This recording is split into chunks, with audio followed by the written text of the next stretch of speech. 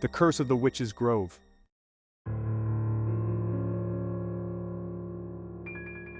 I had heard about the Witch's Grove ever since I was a kid. Growing up in a small town with not much to do, legends and ghost stories were our form of entertainment. But none of those stories held as much weight as the tale of the Witch's Grove. The legend was simple yet chilling. Centuries ago, a woman was accused of witchcraft and executed in a secluded grove deep within the forest. As she burned at the stake, she cursed the grove, vowing that anyone who dared enter would be tormented by their worst nightmares. Over the years, people went missing or came back changed, their minds shattered by horrors they couldn't articulate. This story was always in the back of my mind, especially during the long, uneventful summer nights.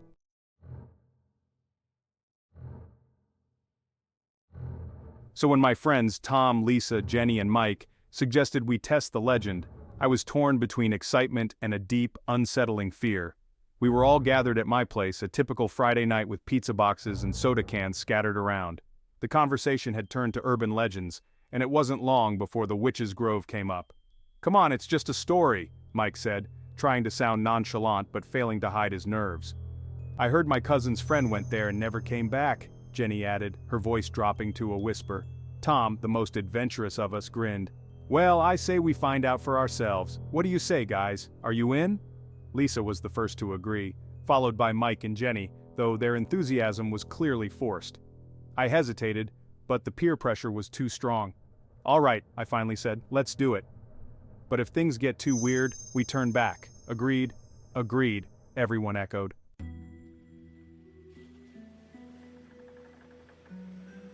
We set out that night, the moon a thin crescent in the sky, casting eerie shadows through the trees as we made our way to the edge of the forest. The air grew colder the closer we got, and a palpable sense of dread settled over us. Finally, we reached the entrance to the grove. The trees here were twisted and gnarled, their branches like skeletal fingers reaching for the sky. It felt like the air itself was thicker, heavier. "Here we are," Tom said, his voice a little too loud in the oppressive silence. We stepped into the grove, the ground beneath our feet soft and spongy, as if the earth itself was rotten. The further we went, the more our surroundings seemed to change. The trees closed in around us, their branches intertwining to form a nearly impenetrable canopy. The only light came from our flashlights, casting long, dancing shadows that seemed to move on their own.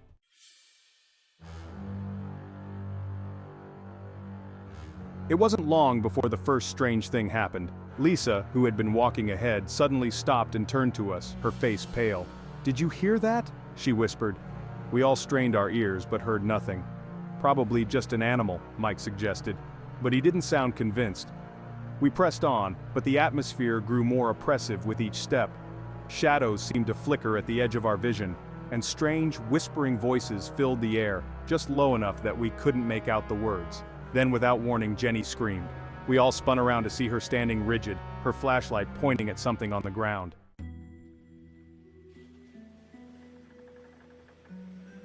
As we approached, we saw what had terrified her, a circle of blackened earth as if something had burned there. In the center lay an old, rusted locket.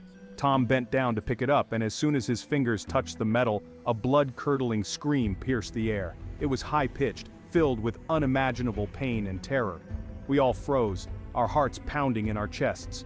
"What was that?" Lisa cried, her voice shaking. Before anyone could answer, the ground beneath us began to tremble. The shadows around us grew darker, more solid, and the whispering voices grew louder, more insistent.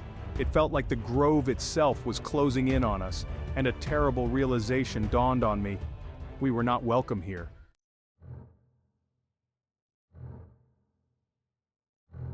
"We need to get out of here," I shouted, panic rising in my voice. But as we turned to leave, the path we had come down was gone, replaced by a wall of twisted, gnarled trees. We were trapped. Tom, still clutching the locket, looked back at us, his face pale and eyes wide with fear. "We have to keep moving," he said, though his voice was barely more than a whisper.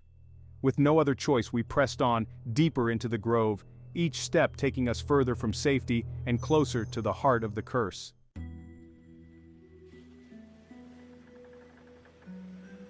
And that was when the nightmares began. The temperature plummeted as we moved deeper into the grove, our breath visible in the frosty air. The whispers grew louder, now more like chanting, a sinister chorus that seemed to echo from everywhere and nowhere at once. Each of us was on edge, jumping at the slightest rustle or shadow.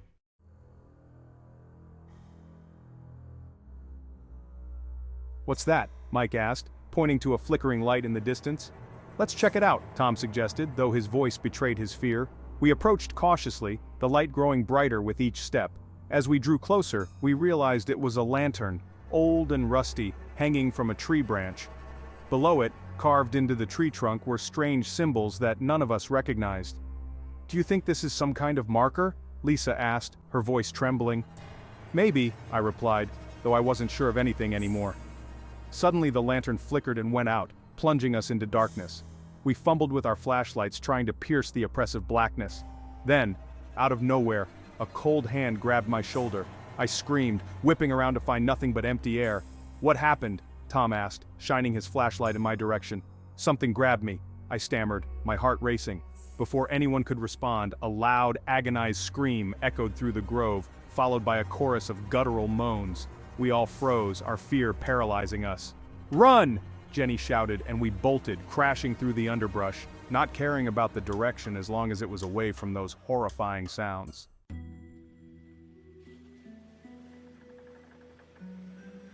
We didn't stop until we reached a small clearing. Panting and exhausted, we collapsed to the ground, trying to catch our breath. But the respite was short-lived.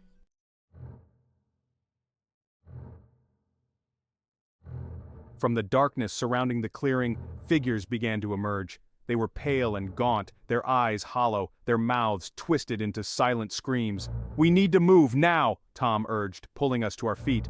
But as we turned to flee, the figures closed in, their bony hands reaching out for us. We fought them off, but for every one we pushed away, two more seemed to take its place. The chanting grew louder, more frenzied, and the ground beneath us started to crack, as if something monstrous was trying to break free. Lisa tripped and fell, and as I reached down to help her up, I saw her eyes widen in terror. "Behind you!" she screamed.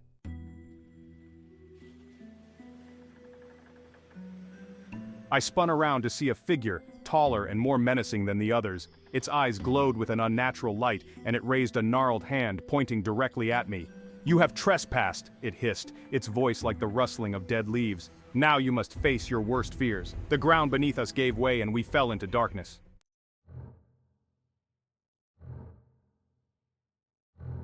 When I regained consciousness, I was alone. The grove was silent, the oppressive atmosphere replaced by an eerie stillness. I called out for my friends, but there was no response. Panic set in as I realized I had no idea where I was or how to escape. Then, out of the corner of my eye, I saw movement. A figure was standing at the edge of the grove, watching me. It was the same tall figure from before, its glowing eyes fixed on me. "Your nightmare has just begun," it whispered, and as it spoke, the shadows around me started to shift and change, forming into twisted, nightmarish shapes. I backed away, my mind racing with fear and confusion. How was I going to survive this? How was I going to find my friends? The answers were elusive, and the only thing I knew for sure was that the horrors of the Witch's Grove were far from over. I stumbled through the grove, the twisted shapes around me growing more menacing with each step. The figures whispered my name, their voices overlapping into a cacophony of terror. My heart pounded in my chest as I searched for any sign of my friends. "Tom, Lisa, Jenny, Mike," I called out, my voice echoing eerily in the dark.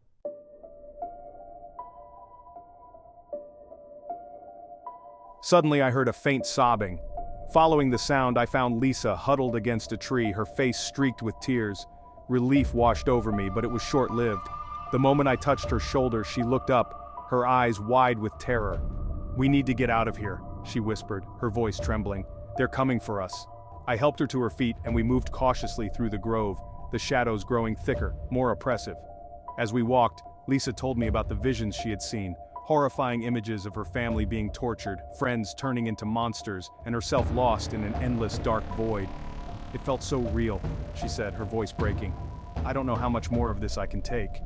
We pressed on, our fear mounting with each passing moment. The grove seemed to be alive, the trees whispering secrets and the ground shifting beneath our feet.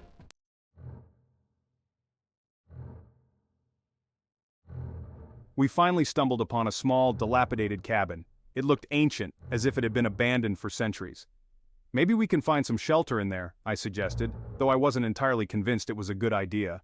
With no better options, we cautiously entered the cabin. The air inside was musty, and the wooden floor creaked under our weight. As we explored, we found old, dusty books filled with strange symbols, and a large, ornate mirror hanging on one wall. Lisa approached the mirror, her curiosity piqued.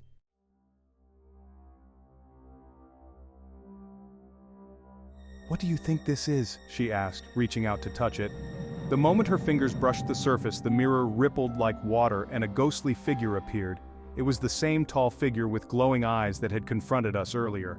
"You cannot escape," it hissed. "The curse binds you to this place. Your souls will feed the darkness." The figure reached through the mirror, its hand grasping at Lisa. I pulled her back just in time, and we both stumbled away from the mirror, our hearts racing. "We need to find the others and get out of here," I said, my voice firm despite the fear gnawing at my insides.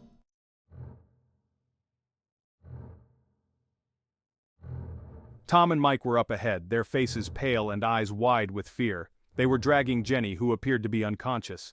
"What happened?" I asked as we reached them. "She just collapsed," Tom explained, his voice shaking. "We tried to wake her, but nothing works." Lisa and I helped them carry Jenny, our desperation mounting. The grove seemed to mock us, its shadows dancing just out of reach, the whispers turning into mocking laughter.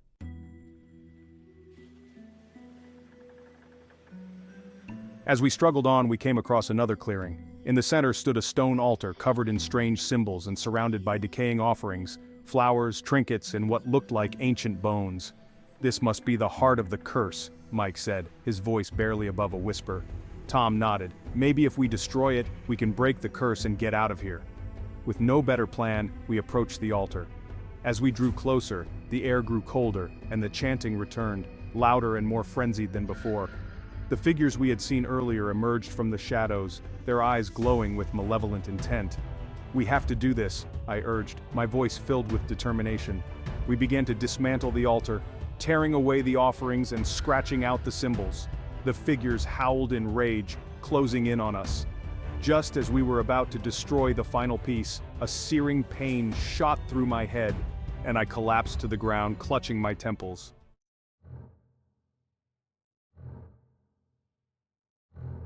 The figure stepped closer, and as it did, its form began to shift and change. The tall, menacing figure melted away, revealing a woman in tattered, burned clothing. Her eyes were filled with a mix of sorrow and rage. "I was wronged," she said, her voice filled with pain. "Accused of witchcraft, I was tortured and burned alive. My spirit could not rest, and in my agony I cursed this place. But the curse has grown beyond my control, feeding on the darkness of those who enter. But there must be a way to end this," I pleaded, "to set you free and stop the nightmares." Her eyes softened for a moment. "There is one way. You must find the locket, the source of the curse's power, and destroy it. Only then will my spirit be at peace and the grove freed from its torment."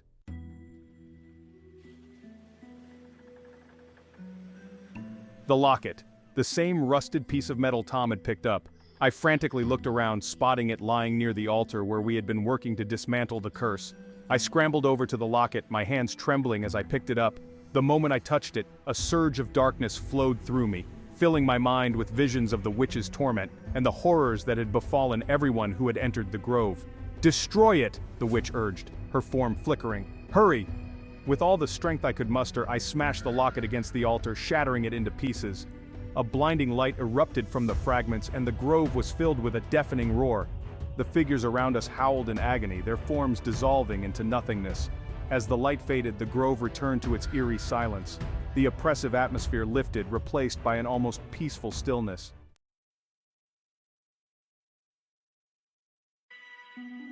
I looked around at my friends, who were beginning to stir. "We did it," Tom said weakly, sitting up and rubbing his head. "We actually did it." Lisa and Mike helped Jenny to her feet, relief washing over their faces as she began to regain consciousness. The witch's form appeared one last time, her eyes now filled with gratitude. "Thank you," she whispered. "You have freed me, and this place, from the curse. May you find peace." With that, she vanished, leaving us alone in the now quiet grove. We made our way out of the forest, the first rays of dawn breaking through the trees. As we stepped into the morning light, we knew we had survived a nightmare that would haunt us forever.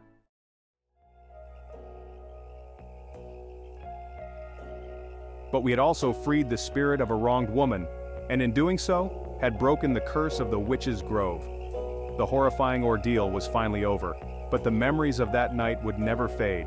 We had faced unimaginable terrors and come out the other side, forever changed by the experience. The legend of the Witch's Grove would live on, but no longer as a place of fear and torment. Instead, it would be a story of redemption and the power of courage in the face of darkness.